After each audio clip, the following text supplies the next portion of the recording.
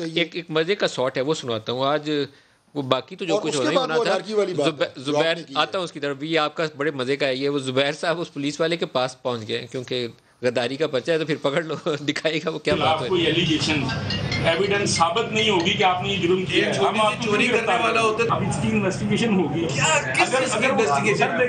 کیا غداری کیا کر سکتے ہیں؟ جو کمپلیننٹ نے کہا اس کی ایف آئی آر درج ہوگی.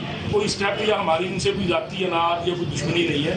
ان کے خلاف جو الزامات ہیں, جو ایف آئی آر ہے, اس میں صداقت ہوگی تو گرفتاری ہے.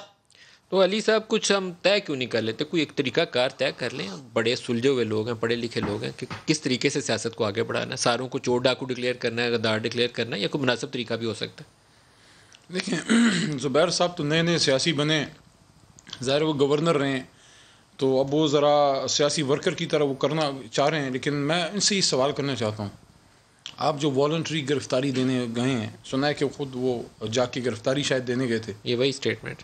تو آپ گرفتاری نہ دیں زبیر صاحب, میاں صاحب کو بلا لیں, ان کو عدالت بلا رہی ہے, اپنے لیڈر کو بلا لیں, عدالت کا سامنا کر لیں. جس کو بلا رہی ہے اس کو بلائیں, آپ کو تو ابھی نہیں بلایا.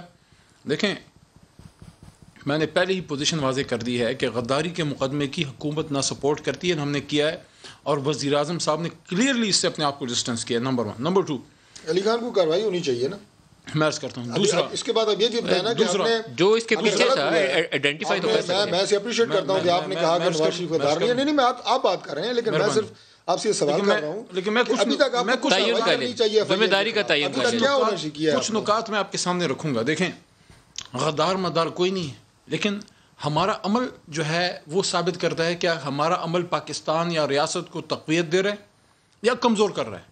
مطلب ہے کہ کوئی شخص اپنا لا علمی میں یا جان بوجھ کے یا کسی بھی وجہ سے کوئی کام کرتا ہے. فار ایگزامپل میں تاریخی نکات آپ کے سامنے رکھوں گا.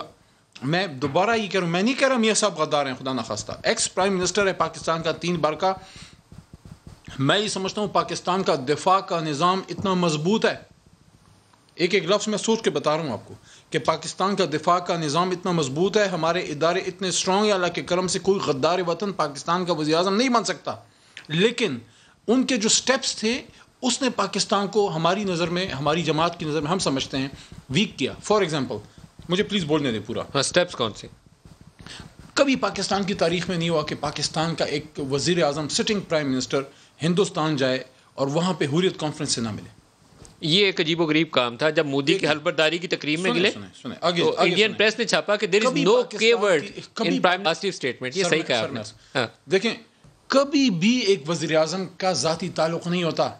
عمران خان صاحب دنیا کے بڑے پاپولر آدمی ہیں اور تھے اور ہیں. بہت سے دنیا کے گوشے ایسے ہیں جہاں عمران خان صاحب جو ہیں پاکستان کو بعض اوقات لوگ نہیں جانتے تھے اور عمران خان صاحب کو جانتے تھے, لیکن جب وزیر اعظم بنے ہیں ان کا ذاتی تعلق کوئی نہیں ہے. ایز اے پرائم منسٹر وہ بیہیو کرتے ہیں, ایز اے پرائم منسٹر وہ ملتے ہیں.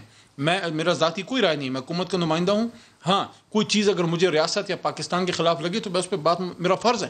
لیکن جب وزیر اعظم ایکس پرائم منسٹر وزیر اعظم نواز شریف صاحب آپ ملیں نریندرا مودی سے پی ایم آفس میں, پی ایم ہاؤس میں, ذاتی تعلق نہیں ہوتا. گھر کی شادیوں میں نہیں بلاتے. الفاظ سخت ہیں, میں معافی چاہتا ہوں کسی کو برا لگ رہے ہیں. دوسرا کوئی کام نہیں ہے ایک سابق سٹنگ وزیر اعظم کا کہ وہ سجن جندل سے ملے اور اس کو پھر آپ اپنے گھر میں مری پہ جا کے وہاں سے ملیں. کیوں؟ آپ بزنس ڈیل کرنا ہے. ہو سکتا ہے نہ کیا ہو آپ نے کوئی بزنس ڈیل, لیکن کبھی اس چیز کی ان کی ہائر لیول سے وضاحت نہیں آئی. میں اب عرض کرنا چاہتا ہوں, دیکھیں آخری نقطہ, میاں صاحب نے ایک نیریٹو بلڈ کیا کہ میں ووٹ کو عزت دو, ووٹ کو عزت دو. نیریٹو کیا ہے؟ نیریٹو یہ ہے کہ he wants to become a new con, اپنا نیو بورن چے گویرا, یا ایک نیا ایک ڈیموکریٹ, ایک مہاتما گاندھی ٹائپ کا جو ہے نیلسن منڈیلا, کہ بھئی میں اب سیکھ گیا ہوں, میں وہ غلطیاں نہیں کروں گا آئی جی آئی والی, میں وہ ملک قیوم والی غلطی اب نہیں کروں گا, میں کسی سپریم کورٹ پہ حملہ نہیں کروں گا. میں اب سمجھ گیا ہوں, میں سدھر گیا ہوں, اور میں سمجھتا ہوں کہ جو غلطیاں میں ہم نے کی ہیں وہ اب آج نہ دہرائی جائیں. تو پھر میں یہ پوچھنا چاہتا ہوں کہ اگر آپ اتنا سمجھ گئے ہیں اور آپ اتنا جمہوری بن گئے ہیں, تو پھر آپ محمد زبیر صاحب کو کون سی ڈیل کرانے وہاں بھیجا تھا آپ نے؟ کیوں؟ ایک بریک لے لوں, بریک سے واپسی پہ اس میں 4 سوال ہیں, بس بریک سے پہلے سن لیں.